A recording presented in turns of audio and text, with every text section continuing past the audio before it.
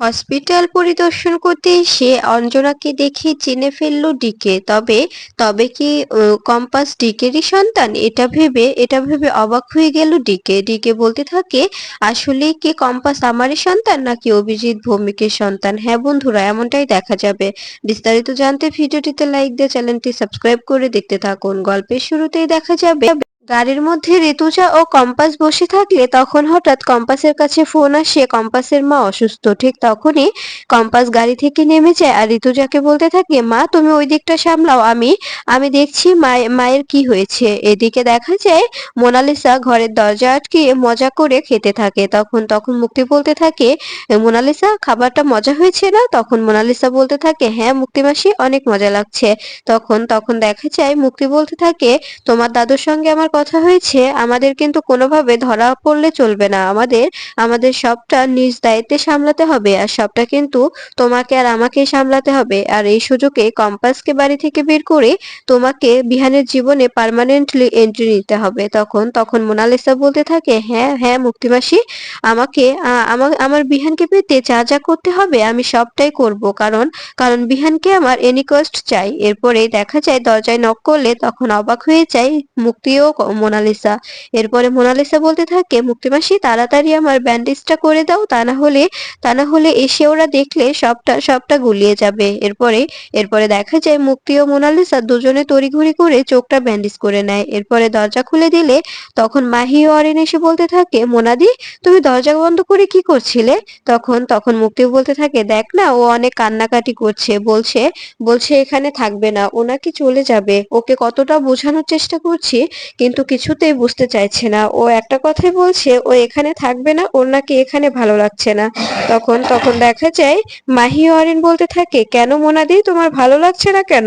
আমি তো তোমার বন্ধু, আমাকে তুমি বলতে পারো। তোমার যদি কোনো সমস্যা হয় তবে আমাকে আমাকে সবটা জানাতে পারো, আমি আমি তোমাকে হেল্প করব। তখন দেখা যায় মোনালিসা বলতে থাকে, আমি আমি আমি তোমার কাছে সবটা বলবো মাহি। দেখো না, দেখো না, আমি কখনোই ভাবতে পারিনি যে আমার আমার এভাবে ক্ষতি করবে কম্পাস। কম্পাস আমাকে এভাবে অন্ধ করে দেবে, আমার চোখ দুটো এভাবে কেড়ে নেবে। আমি যদি আগে জানতাম তবে আমি কিছুতেই ওখানে যেতাম না, আর আর এই পার্টিটা থ্রো করতাম না। ও যে এভাবে প্ল্যান করে রেখেছে এটা আমি বুঝতেই পারিনি। আজকে আমার পুরো দুনিয়াটা অন্ধকার করে দিয়েছে। আমি আমি কাউকে দেখতে পাচ্ছি না, কিছু দেখতে পাচ্ছি না। আমি আমি শুধু চারপাশ অন্ধকার দেখতে পাচ্ছি, আমার চোখের সামনে পট্টি বেঁধে দিয়েছে। এরপরে দেখা যায় মাহি বলতে থাকে, তুমি চিন্তা করো না। এদিকে এদিকে বাইরে দাঁড়িয়ে দাঁড়িয়ে সবকিছু শুনছে অস্মিকা। অস্মিকা বলতে থাকে, তোমরা বলো, আমি সবটা শুনছি।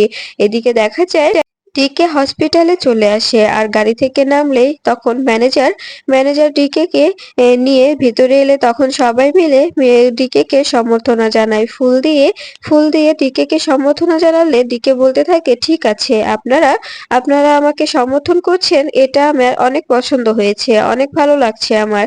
এদিকে দেখা যায় কম্পাস দৌড়ে দৌড়ে হসপিটালের মধ্যে ঢুকে আর নার্সকে বলতে থাকে, আইসিইউ কোথায়, আমাকে একটু বলবেন?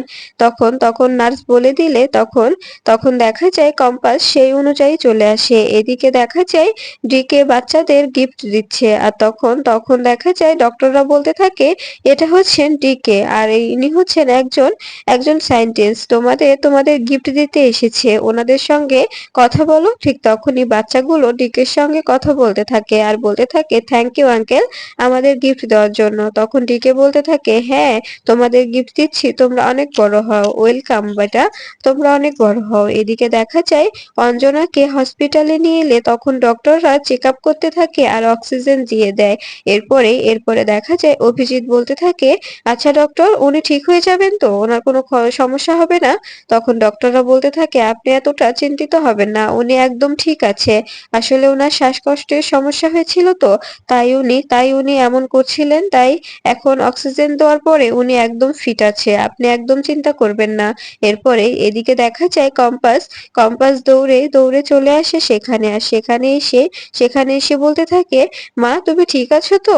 আর দিদিভাই আমার মা ঠিক আছে? আমার মায়ের কোনো ক্ষতি হয়নি তো? তখন দেখা যায় অভিজিৎ বলতে থাকে, কম্পাস তোর মায়ের একদম ঠিক আছে, তোর মার কিচ্ছু হয়নি মা, তুই এতটা ভেঙে পড়িস না। তখন মেঘমালা বলতে থাকে, কম্পাস এভাবে এভাবে কান্না করলে হবে বল? কাকিমা একদম ঠিক আছে। আসলে আসলে ওনার প্রেশারটা বেড়ে গিয়েছিল আর আর শ্বাস নিতে কষ্ট হচ্ছিল, কিন্তু এখন আর কোনো সমস্যা নেই, ডক্টর সবটা সবটা ঠিক করে দিয়েছে, আমাকে বললো তো। তখন তখন দেখা যায় অভিজিৎ অভিজিৎ ডক্টরকে বলতে থাকে, আচ্ছা ডক্টর, ওর কেন এমনটা হচ্ছিল? তখন তখন দেখা যায় ডক্টর বলতে থাকে, ওনাকে সবসময় একদম একদম চুপচাপ রাখবেন, কারণ উনি কোনো যদি ট্রমাটাইজড ঘটনা দেখে তবে কিন্তু আবার উত্তেজিত হয়ে উঠতে পারে, তখন তখন আবার ঝামেলা হতে পারে। এদিকে দেখা যায় কম্পাস কম্পাস বলতে থাকে মেঘমালাকে, দিদি তুমি তুমি বাবাকে নিয়ে চলে যাও, আমি মাকে নিয়ে বেরিয়ে আসছি, কারণ এখানে ডিকের লোকজন এসেছে, যদি বাবাকে দেখে ফেলে তবে বাবাকে তুলে নেবে। এরপরে দেখা যায় তখন কম্পাস কম্পাস অভিজিৎকে বলতে থাকে, বাবা তুমি তুমি বাড়িতে চলে যাও দিদিভাইয়ের সঙ্গে, আমি মাকে মাকে নিয়ে বেরিয়ে আসছি। তখন তখন দেখা যায় অভিজিৎ কিছুতেই যেতে না চাইলে তখন কম্পাস বলতে থাকে, প্লিজ বাবা বোঝার চেষ্টা করো, এখানে এখানে ডিকে এসেছে, ডিকের লোকজন যদি তোমাকে দেখে ফেলে তবে তোমাকে ওরা তুলে নিয়ে যাবে, তোমাকে কিছুতেই এখানে রেখে যাবে না, তাই তুমি প্লিজ বোঝার চেষ্টা করো, আমি আমি মাকে নিয়ে বেরিয়ে আসছি, তুমি তুমি পেছন গেট দিয়ে দিদিভাইয়ের সঙ্গে বেরিয়ে যাও। তখন তখন দেখা যায় মেঘমালা বলতে থাকে, হ্যাঁ কাকুমণি, চলুন, আমি আপনাকে আপনাকে বাড়িতে রেখে দরকার হলে আমি আবার আসবো, এসে কাকিমাকে নিয়ে যাব। তখন তখন দেখা যায় অভিজিৎ বলতে থাকে, ঠিক আছে, ঠিক আছে কম্পাস, তোর মাকে দেখে রাখিস, তোর মায়ের যেন কোনো ক্ষতি না হয়, আর ডিকে যেন তোর মায়ের কোনো ক্ষতি না করতে পারে। তখন তখন কম্পাস বলতে থাকে, হ্যাঁ বাবা, তুমি একদম চিন্তা করো না, মায়ের কোনো ক্ষতি হবে না, আমি মায়ের কোনো ক্ষতি হতেই দেব না, মাকে আমি একদম একদম সেফ রাখবো, আর আমি তোমাকে কথা দিচ্ছি, তুমি আমার কাছে আমার প্রতি ভরসা রাখো, আমি মাকে তোমার কাছে এভাবেই ফিরিয়ে দেব। ঠিক তখনই তখনই দেখা যায় অভিজিৎ চলে গেলে কম্পাস অভিজিৎকে বলতে থাকে, ডক্টর আমার মায়ের কোনো ক্ষতি হয়নি তো? আমার মা একদম ঠিক আছে? তখন তখন ডক্টর বলতে থাকে, হ্যাঁ কম্পাস, তোমার মা একদম ঠিক আছে, তোমার মাকে তুমি চাইলে বাড়ি নিয়ে যেতে পারো, কিন্তু কিন্তু তোমার মাকে কিন্তু সবসময় সবসময় সেফ সেফ অবস্থাতেই রাখবে, কারোর সঙ্গে বেশি একটা উত্তেজিত হওয়ার মতো কথা বলতে দেবে না। এরপরে দেখা যায় কম্পাস জিতকে ফোন করে বলতে থাকে, জিৎ তুই তুই কলেজে যাচ্ছিস তো? আমি একটি কারণে যেতে পারছি না, প্লিজ ভাই তুই কলেজে গিয়ে আমাকে সকল ধরনের আপডেট দে, ওখানে ডিকে যাচ্ছে আর ডিকে কি করছে, কোথায় কি করছে সবটা আমাকে জানা। এদিকে এদিকে দেখা যায় কলেজে ডিকে আসার জন্য সকল তোড়জোড় শুরু হয়ে গেলে তখন ঋতুজা আসে, আর রুদ্র বলতে থাকে, মা তুমি এসেছো? এদিকে সবটা ঠিকঠাক আছে কিনা একটু দেখে নাও না, সবকিছু তুমি যদি দেখো তবে মনে হবে সব পারফেক্ট আছে। এরপরে অখিলেশকে বলতে থাকে, অখিলেশ সবকিছু ঠিকঠাক আছে তো? তখন অখিলেশ বলতে থাকে, হ্যাঁ, আর বাদ বাকি গুলো তুমি দেখে নাও। এরপরে বিহান বলতে থাকে, মা তুমি কখন এলে? তখন তখন ঋতুজা বলতে থাকে, এই তো বাবা, আর তোকে যে কথাগুলো বলেছিলাম তোর মাথায় আছে তো? তখন তখন দেখা যায় বিহান বলতে থাকে, মা তোমাকে যে বলেছিলাম কম্পাসকে সঙ্গে নিয়ে আসতে, কম্পাস এসেছে? তখন তখন ঋতুজা বলতে থাকে, না বাবা, কম্পাস আসেনি, ও আসতে পারেনি, কিন্তু কিন্তু ইনি এত এত ভালো একজন লোক নয় যে তার বক্তব্য কম্পাসকে শুনতেই হবে। আর আর তোকে যে কথাগুলো বলেছিলাম তুই সেই কথাগুলো মাথায় রাখিস। আর ডিকে কিন্তু কম্পাসের থেকে ফর্মুলা নিতে চেয়েছিল, এটাও কিন্তু মাথায় রাখিস। আর এর সঙ্গে কলেজে আসারও কোনো একটা যোগসূত্র আছে, তোর বাবা হঠাৎ করে ডিকে কে এই কলেজে আনছে কেন? আর উনি উনি কলকাতায় আসার পরে হঠাৎ হঠাৎ কম্পাসকে টার্গেট করলো, আবার এখন আমাদের আমাদের কলেজকে কেন টার্গেট করলো? ব্যাপারটা কেমন কাকতালীয় না? তোকেই কিন্তু সবটা উদ্ঘাটন করতে হবে। তখন তখন দেখা যায় এই কথা শুনে বিহান বলতে থাকে, তুমি একদম নিশ্চিন্তে থাকো মা, আমি সবটা নজরে রাখবো আর বোঝার চেষ্টা করব। তখন তখন ঋতুজা বলতে থাকে, হ্যাঁ বাবা, সব দিক কিন্তু তোকেই নজর রাখতে হবে, এবার কিন্তু কম্পাসকে হেল্প করতে তোকেই হবে, কম্পাসের পাশে থাক বাবা। আর মোনালিসা যে নাটক করছে এটাও কিন্তু বোঝা যাচ্ছে। তুই কিন্তু প্রমাণ পাবি। তুই প্রমাণ পাবি আমি তোকে প্রমাণ করে দেব যে মোনালিসা সবটাই নাটক করছে। পুরোটাই ওর ভেদ। তখন দেখা যায় এদিকে কম্পাস অঞ্জনাকে বাড়ি নিয়ে যাওয়ার জন্য ডক্টরের সঙ্গে কথা বলতে থাকে। তখন ডক্টর বলতে থাকে, "আমি সবসময় তোমার মায়ের জন্য ফ্রি আছি। যখন যেটা হবে শুধু নিয়ে আসবে। তোমার মাকে সুস্থ করে দায়িত্ব তোলার দায়িত্ব আমার। তাই তুমি তোমার মাকে এখন নিয়ে যাও। আর এখন ওনাকে একদম সাবধানে রাখবে। ওষুধপত্রগুলো ঠিকঠাকভাবে খাওয়াও। আর ওনাকে কোনোভাবে উত্তেজিত হতে দিও না।" এই বলেই কম্পাস বলতে থাকে, "ঠিক আছে ডক্টর, আমার মায়ের তো কোনো ভয় নেই। তাই আমি নিয়ে যাচ্ছি। তা না হলে দরকার হলে আমি এখানে রাখতাম। আর আপনার কাছে একটা অনুরোধ, এই কথাগুলো যেন কেউ না জানে যে আমার মাকে আমি এখানে নিয়ে এসেছিলাম।"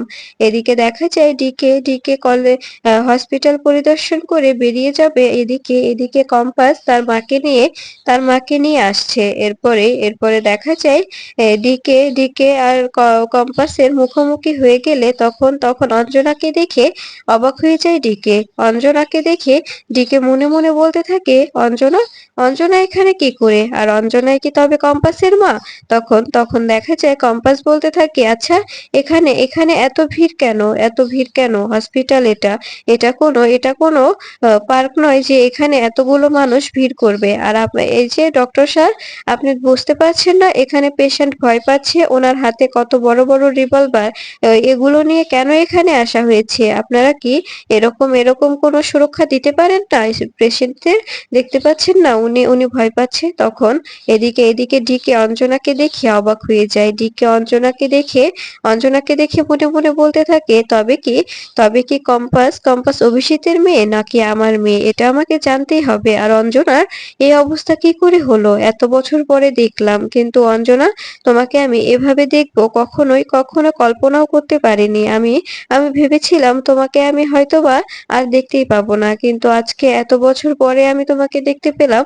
কিন্তু কোনোভাবেই তোমার কাছে যেতে পারছি না, তোমাকে ছুঁতে পারছি না।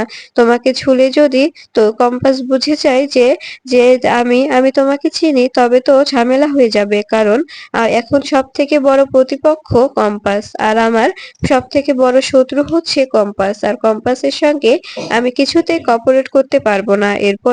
এরপরে অঞ্জনা ডিকেকে দেখেই ভয় পেয়ে যায় আর কম্পাসের হাত জড়িয়ে ধরে বলতে থাকে, মা, এখান থেকে চল। ঠিক তখনই এদিকে ডিকে ম্যানেজারকে বলতে থাকে, এটা কি কম্পাসের মা? তখন ম্যানেজার বলতে থাকে, হ্যাঁ স্যার, কেন, কোনো সমস্যা?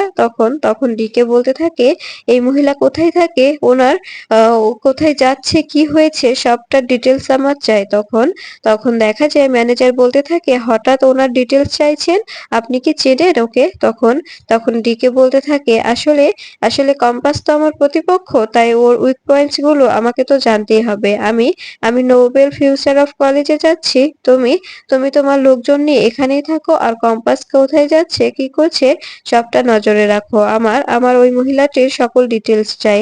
এরপরে ডিকে গাড়িতে উঠতে উঠতে ভাবতে থাকে, অঞ্জনা, তুমি এতদিন কোথায় ছিলে? আর কম্পাস সত্যি সত্যি আমার মেয়ে কি না, আমাকে এটা জানতেই হবে। যদি আমার মেয়ে হয় তবে আমি আমার কাছে নিয়ে নেব।